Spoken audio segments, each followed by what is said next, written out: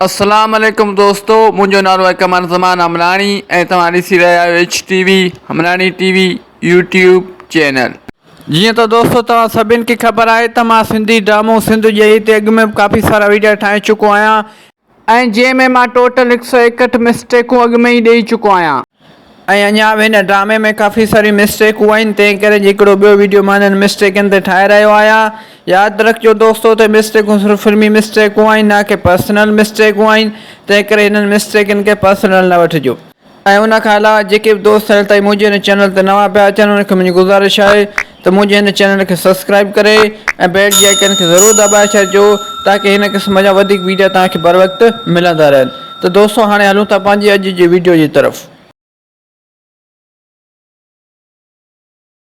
Mistake number 162 किस्त number 51। दोस्तों इन सीन में तव्हां हिन जगह ते ॾिसो त जेको एक्टर जो चेहरो रोशन कंदो आहे ऐं एक्टर जे चेहरे जी तरफ़ रोशनी छिकींदो आहे अछे कलर जो फोम। दोस्तों उन फोम जो हिकु नंढिड़ो टुकड़ो हिते कैमरा जे फ्रेम में नज़र अची रहियो आहे। हीउ ॾिसो दोस्तों उन चेहरे रोशन करण वारे अछे कलर जे फोम जो हिकु नंढिड़ो टुकड़ो हिते कैमरा जी फ्रेम में चुरपुर कंदे नज़र अची रहियो आहे। दोस्तों हीअ बि हिकु वॾी मिस्टेक आहे हिन ड्रामे में। उमेद थो कयां त हीअ मिस्टेक तव्हांखे सम्झ में अची वई हूंदी। ऐं दोस्तों मूंखे कमेंट सेक्शन में ज़रूरु ॿुधाइजो त हीअ मिस्टेक तव्हांखे सम्झ में आई या न। मिस्टेक नंबर 163 किस्त नंबर 51। दोस्तों हिन सीन में तव्हां हिन जगह ते ॾिसो त हिते माइक मैन जे कपिड़नि जो कुझु हिसो हिते कैमरा जे फ्रेम में नज़र अची रहियो आहे। हीउ ॾिसो दोस्तों हिते माइक मैन जे कपिड़नि जो कुझु हिसो कैमरा जी फ्रेम में नज़र अची रहियो आहे। दोस्तों हीअ बि हिकु वॾी मिस्टेक आहे हिन ड्रामे में। उमेद थो कयां त हीअ मिस्टेक तव्हांखे सम्झ में अची वई हूंदी। दोस्तों हीअ मिस्टेक दरअसल माइक मैन जी आहे। माइक मैन खे कैमरा जी फ्रेम मां थोरो परते रहणु खपे हा त हीअ मिस्टेक ई न थिए हा। मिस्टेक नंबर 164 किस्त नंबर 51। दोस्तों हिन सीन में तव्हां दादन ते गौर कयो त दादन हिन वक़्तु कैमरा में निहारे रहियो आहे।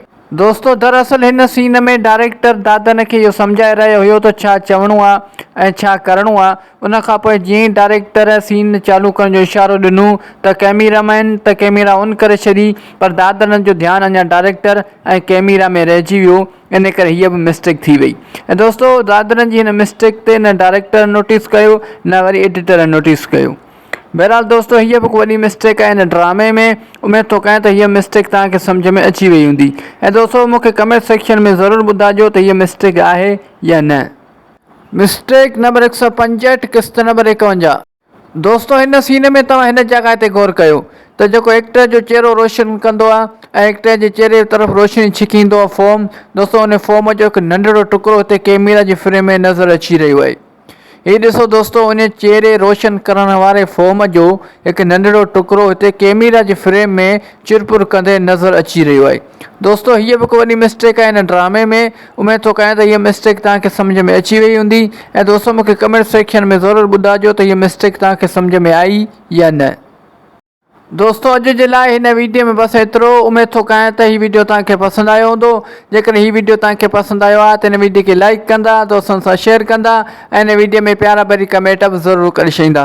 दोस्तों यादि रखंदा त हीअ मिस्टेकूं सिर्फ़ु फिल्मी मिस्टेकूं आहिनि, ना कि पर्सनल मिस्टेकूं आहिनि।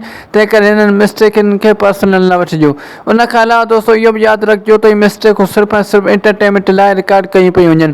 उन खां अलावा जेके बि दोस्त हाल ताईं मुंहिंजे हिन चैनल ते नवां पिया अचनि उन्हनि खे मुंहिंजी गुज़ारिश आहे त मुंहिंजे हिन चैनल खे सब्सक्राइब करे ऐं बेल जी आइकन खे ज़रूरु दॿाए छॾिजो ताकी मुंहिंजो हर नओं अचण वारो वीडियो सभ खां पहिरियां तव्हां दोस्तनि ताईं पहुची सघे। त दोस्तों हाणे मिलूं था नेक्स्ट वीडियो में। तेसिताईं मूंखे ॾींदा इजाज़त। अल्लाह हाफ़िज़।